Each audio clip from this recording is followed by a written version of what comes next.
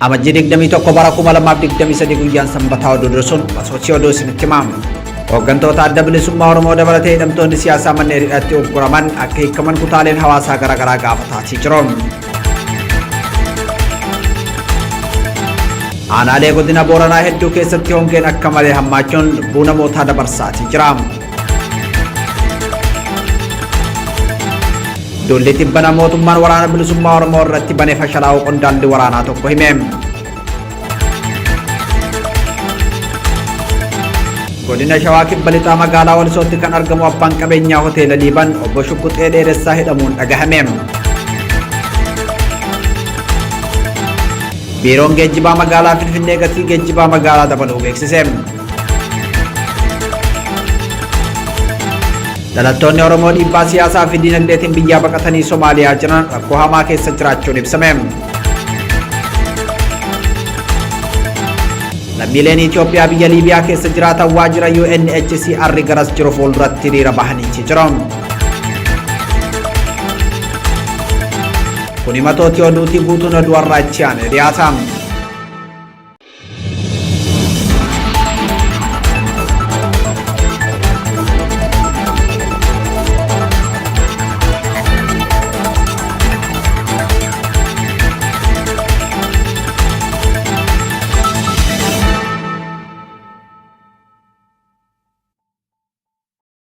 أكمل جتنا لامن أنصار من ماتي واتن كم ينتصر وتصر ميا ميديا نيثور كدو دليل الجلال راتف كم نيري هن سنتمنا ودو هرّا كان سنتمو أن محمد فنتالتهم ودو كان جل كباتين وجنتوت الدبل سمار مربلته هيرم تونس سياسة من هيرات شجرة من كي كمان كتارين هواسا غرا قافتن كندلتا بارت لي جبارم وف كبنيف مودا ملاچا كندلتا الدبل سمار من هيرات كان درا رسل بالسجنا أورمو فنوجد نجدين صبو فاميلين كبوجدان جراتن مقالا برايو أو من نبيا لكنن وجنتون باو من هير الراهي كمون المنا سياسة جيسو كبو خنجدان جراتن كنن دكوستان موت التمان يالا بربج سرقجو كبان قافتن كندلتا أبا أو دبلته هيرم تونس سياسة كتالي غرا تمن هير كيسد المجرن شفت أكيد كمنيف أمنا رمودي باجبا قوتشو كقبوس الأمن نجروم كان ملء سوران رميا كيست دي مجرس التمانة كرابة كان قافتان كتالين هوا سكر غرام كبتوران بالسماء رموا بالليس رجلوا رجيت في دران ومطر مرة شراو وتماجرو كرابة قافتان نجروم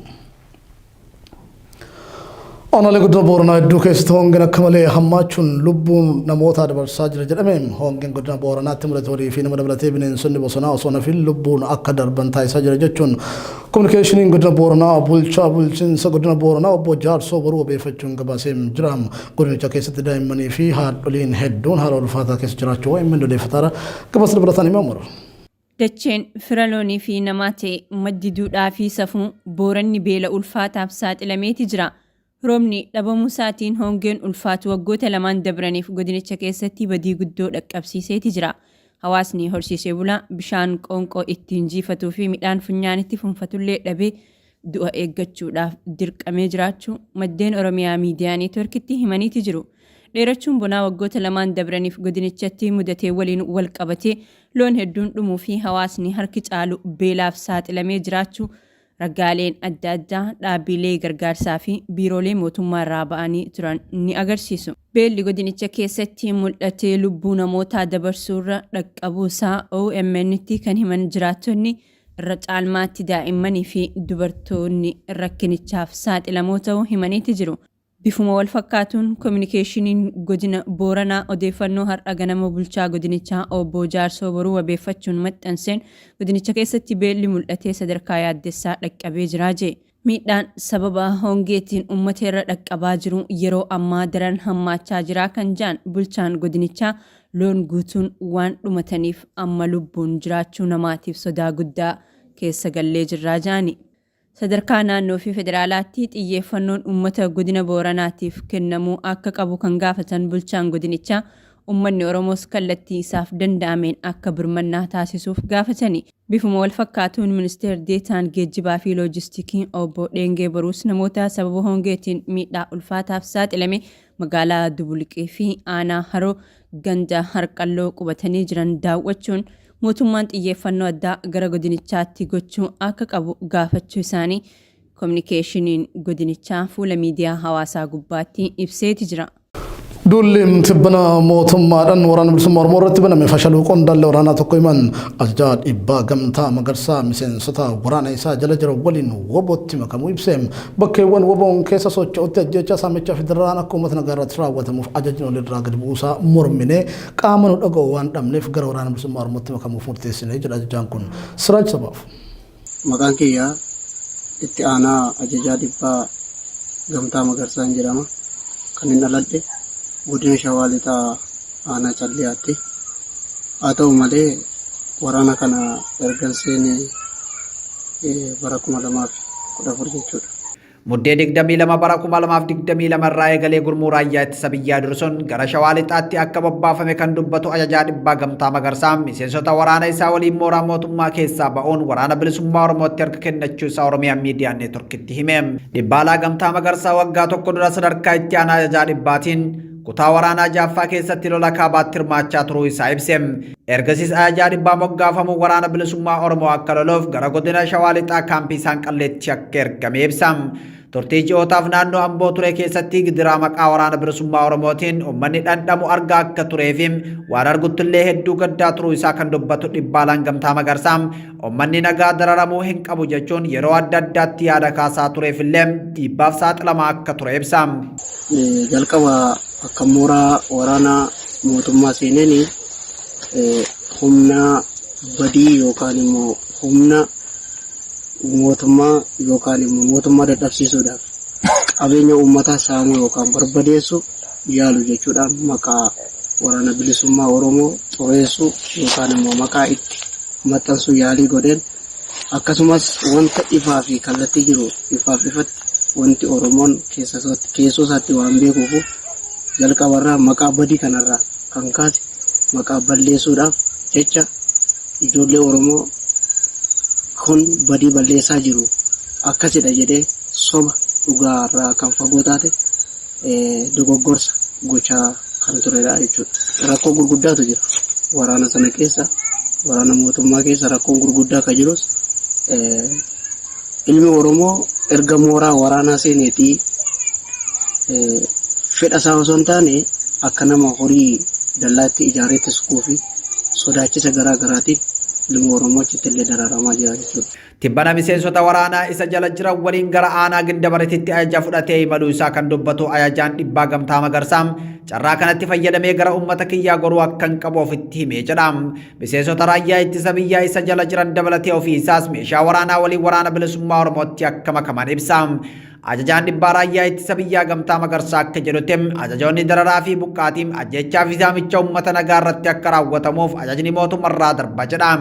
Ilmaan Oromoo ijoollee Harargee kana daandiirraa guuruudhaan bakkee garaa garaarraa ilma hiyyeessaa daandiirraa leessiroorraa ijoollee hedduu ijoollee ilmaan hiyyeessaa guuree gara mooraa waraanaa sanaa yoo geessus ijoolleen kun ijoolleen afaan kiyyaan dubbatan hedduun na wajjin haasaa turan.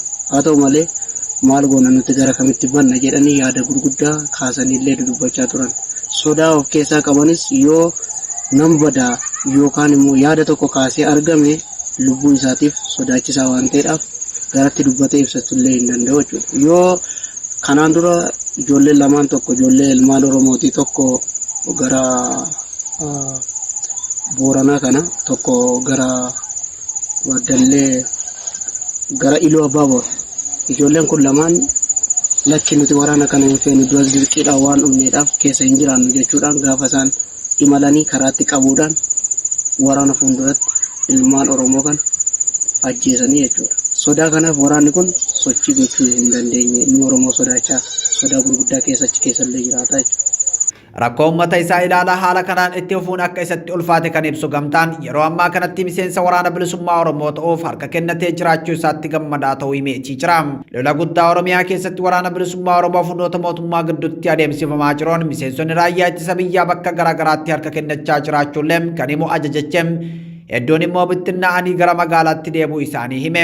Waraanni mootummaa hamilee fi sababa lolaa waan hin qabneef bakka hedduutti injifatamaa akka jirus ajajaan dhibbaa gamtaa magarsaa Oromiyaa Miidiyaa Neetworkitti himeetii jira.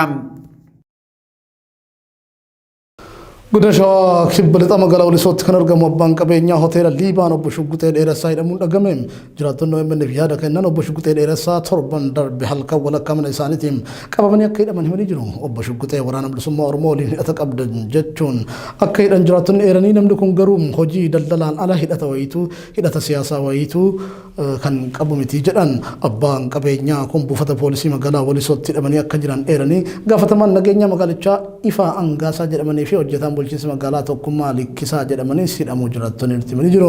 Hidhaa federaalaa namoota nagaa irratti raawwatamu akkaan hammaachuutti himama. Biiroon geejjiba magaalaa Finfinnee gatii geejjiba magaalaa dabaluu beeksise. Daballiin gatii qaala'insa jireenyaa duraanuu hammaateettuu caalaatti hammeessuu danda'a jedhamee sodaatamee jira. Bal'inni oduu kanaa ichaanii dhiyaata. Baatii ammajjii gatii qinxaaboo boba'aa irratti sirreeffama gatii taasifameetii ilmaama keessa galchuun taarifa gatii geejjibaa irratti fooyya'insi taasifamuudhaan biiroon geejjibaa magaalaa Finfinnee kan beeksise. Daballeen gatii geejjibaa kunis guyyaa har'arraa eegaleem hojiirra kan oolfamu ta'uun ibsameera. Haaluma kanaan konkolaattota minibaasii kiiloomeetira 2.5 birriim 3 fi cinaa kan tureem gara birriim 4 kiiloomeetira 2.5 hanga kiiloomeetira 5 birriim 6 fi cinaa kan tureem birriim 7 ta'uun ibsameera. Dabalataan kiiloomeetira 5.1 hanga 7.5 birrii 10 kan tureem birrii 10 ta'e akka itti fufu murtaa'uu beekseera. Kana malees konkolaattota haayigarii fi konkolaattota deddeebisaa uummataa giddu galeessaa hanga kiiloomeetira 8 birrii 5 kan ture akkasumaan akka itti fufu kiiloomeetira 8.1 hanga 12 birrii 7 fi cinaa kan ture fooyya'insa ammaan birrii 8 akka ta'u kiiloomeetira 12.1 hanga 16 birrii 9 fi cinaa kan ture har'arraa eegalee birrii 10 akka ta'u murtaa'uun ibsameera. Akka ibsa biiroon geejjibaa magaalaa baasetti adaduma dheerina kiiloomeetiraatiin daballiin raawwateera. Qaala'insa jireenyaa biyyattii raasaa jiru wajjin kunis jiraattota magaalaa Finfinneetti yaaddoo uumeera. Itoophiyaatti meeshaalee bu'uuraa fi nyaataaf oolan irraa jalqabee hanga mana kiraatti qaala'insi daangaa darbeessi akka uumame hayyoonni diinagdee ibsaa jiru. Keessumaayyuu sharafni doolaaraa mallaqa biyyattiitti samii tuquun daldaltoonni dhiheessii isaanii irratti gatii dachaan akka dabalaniif karaa saaqeeraa jedhu. Itoophiyaan waraana biyya keessaatiin diinagdee isii burtukoofte deebiftee dandamachiisuuf doolaara Ameerikaa biiliyoona 20 caalaa akka barbaaddu Afrikaan Intelligencetti darbe gabaasee ture. Qabeenyaan sababa waraanaan barbadaa'een bakka buusuu fi akkasumas biyyattii deebisanii ijaaruuf mallaqni biiliyoonaan lakkaa'amu osoo barbaachisu mootummaan Itoophiyaa kaabaatti nagaa lallabaa handhuura biyyattii Oromiyaatti lolatti fufuun biyyattii caalaatti kufaatii hamaaf kan saaxilu ta'uu hayyoonni diinagdee himaa jiru. Karsara rufte maal dhufte biyya kana?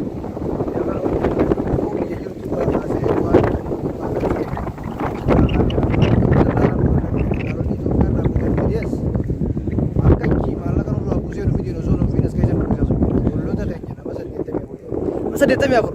Dhalaan meeqa taa'ee tilmaama dhiirri meeqa taati? Dhalaan nama 50 warrees bakka takka jirtan. Dhalaan nama 50 ta'a. Dhalaan dhiirri 40 ta'a. Ya hamda kamar biyya kana sente.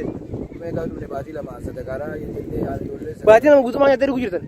Sadaqaa jettee yaali quunni dhawama quunni dhiitama hawaasa nyaatee bakka bishaan dhugee baabulu jira dhalaan faan kalama nyaatee zaan kasii nyaatee. Mee jee saraa dhufte tika.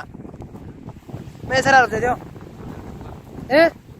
Dhalattoonni Oromoo dhiibbaa siyaasaa fi diinagdeetiin biyya baqatanii Somaaliyaa jiran rakkoo hamaa keessa jiraachuun ibsame. Viidiyoon baqattoota irraa OMN dhaqqabe akka mul'isutti dhalattoonni Oromoo gammoojjii Somaaliyaa kaampii naannoo magaalaa Boosaasotti naqamanii beelaaf dheebuun dararamaa jiru. Namoonni haala kanaan gammoojjii kana keessa rakkachaa jiran dargaggoota fi dubartoota yoo ta'an keessumaa dubartoonni iddoo jiran irraa socho'anii nyaata fi dhugaatii barbaaddachuu hin dandeenyeef caalmaatti rakkoof saaxilamaa jiraachuu dubbatu. Mee maaltu biyyaa si baase? Maal qabda rakkoo? Rakkoon tanya biyya'ee sagaa maqaan ta'e adda addaanii tuba nu bu'anii bakka laafii adeemta waraanummaa beektilaanii dhalaas dhiiraas uffatiisanii jiru bakka rakkoon tanaaf galmaa isaas dhumnee seegee biyya baanes waa wantiin jedhe karaan jala deemus karaaf qotaadha karaa dheeraa dhalaadhaaf deemuun taane deemnee seegee naannoo Somaaliyaa laasaanaa dhufne jira laasaanaa raayis bakka uleedhaan maallaqaan kaa'uudhaan gizee dhufne isin naqan maallaqa isa nyaadame nyaadamee nuti dubbatan dhalaan deemte sadaqaa kadhachuu deemsi deemte sadaqaa ni kadhatti garuu dhalaan deemte sadaqaa kadhachuu deemti Somaaliis waan jirtu ijoolleen itti taphatte waan ta'eef أنا ما خيس تيس جيبي خيس عم باتو سنيفو بيلا أغرم أسري نانا أسري برزاق كنا تدبنا يا أتباع سنيفو ركو ذاكنا كمنا Oromoo nu dirmadaaye. manni Oromoo akka nu dirmatan barbaanna. namoota kanneen gidduudhaa kanneen mootummaan dirqisiisee gara lolaa erguuf jennaan jalaa baqatanii biyyaa ba'an akka jiran himanii jiru. Karaa baqaa kana keessatti mallaqa qaban dallaalotaan saamamanii harka qullaatti hafuu kan dubbatan namoonni kunneen isaan gidduudhaa kanneen lubbuun darbanii harka ofiitiin awwaanan illee jiraachuu himanii jiru. Kuleessa fayya qaban nallee yaaluuf qabuudhaaf na yaalanii kanaafiin ni baafadde jala yeroo baafaddu jallaala harka seenee Rakkina baqattee rakkina rabuuti. rakkina baqadhee rakkina rabu jechuudha. Mee ati hoo? Kan godina argee ba'aan agarsaa irraa hin dhufe rakkoo biyya keessa jirtu sana deefanna rakkoo tasanirraa hamtuu mudadhee sangubbaan saayiboonni fayyaa fi ijoolleen Oromoo warri hojii biyyaa ba'an kan nu biraa dhufee jira kan beeltee nu bira fidee jira har'a isaanii nu bira ajjeesee jira biyya Oromaa keessatti saniifuu rakkoo hammana hin jaamne nurra ga'u jira jechuudha. Sangubbaan egaa biyya kana dhufne waan nyaannu hin qabnu waan dhugnu hin qabnu dhiirtii yaatee sadarkaa haadhatte dhalaa yaatee sadarkaa haadhachuun beektu bikka takka beeltii fitu jirti. Dhalatti irra hamtuudha jechuudha. Dhalatti irra hamtu saniifuu qaamni dhimmi ilaalume Oromoon miidiyaa keessaa fi haalli jirus akka cinaa dhaabbatanii jira. Bareeda. Waan kanarratti hojii kana nurraa gochaa jiru kan maallaqa nurraa buufatee nu miidhaa jiru Oromoo teenya Itoophiyaa faddachaa jira maallaqa ilmaan Oromoo irraa buufatee Somaalee waan nu goote qabu. Dhimma kana Oromoon teenya garaa Oromoodhaa ta'ee Oromummaa isaa falmachuu dhiisee Mee dallaalonni kun baay'inaan eessa jiraatan? Lasaanut jiraatan. Asana jiraatan.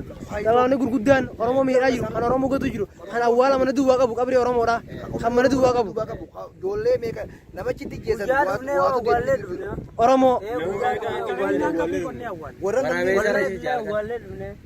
Aya kanarraa isin ilmaan keenya Oromoodhaa haganaa gayyaatan ka biyya keessaa fi biyya alaa jirulleen akka sagalee nuuftaatan ammoo karaa kan akkan dhufneen isinidhaama wallaahi billaahi dhumaa jirti ijoolleen teenya nyaataan dhumaa jirti dhugaatiin dhumaa jirti maallaqni isaanii saamamaa jira ariyamaa jiran gidee maallaqa irraa buufatan uleedhaan firraa banaa gayyaasan bosona.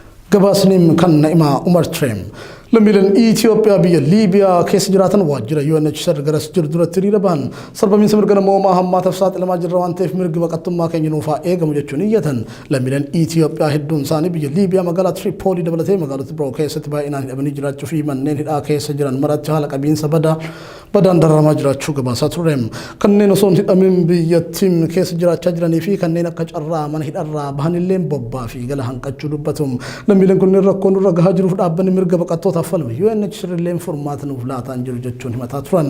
Hiriira bahan kanarratti dhaadannoowwan garaagaraa qabatanii kan bahan lammiileen kunneen UNHCR rakkoo keenya ilaaluu qaba akkuma lammiilee biyyoota biroo gara biyya sadaffaan nu haa geessu jechuun gaafatanii uummanni biyya keessa falaas sagalee nuuf ta'uu dhiibbaa gochuu qaba jedhan. Biyya keenya rakkoo keenya ibsachuuf biyya Liibiyaatitti UNHCR fuutti dhufnee akka dandeenyeen namoonni baqataan biyya kana jiru hagana jechuu hin dandeenye. Maaliif lubbuu isaatiif sodaatee yoo bakka kana dhufee jedhe inni hidhamaaf yookiin rakkoo sodaataaf baqataan bakka kanatti argamuudha. Kanaaf nu haga dandeenyeen lubbuu ta'ennarraa baanee rakkoo keenya ibsachuuf bakka kanatti argamnee jirra. Gabaasni kunis kan na'imaa Umar Treem daawwattoota OMN duniyaa irraa qonnedhaan kan fakkaatu duuchee isinitti mul'isu wajjin tura Muhammad Fantaalleetii YouTube OMN subscribe gochuun hordofaa dhaamsa keenya yeroo maraati fayyada.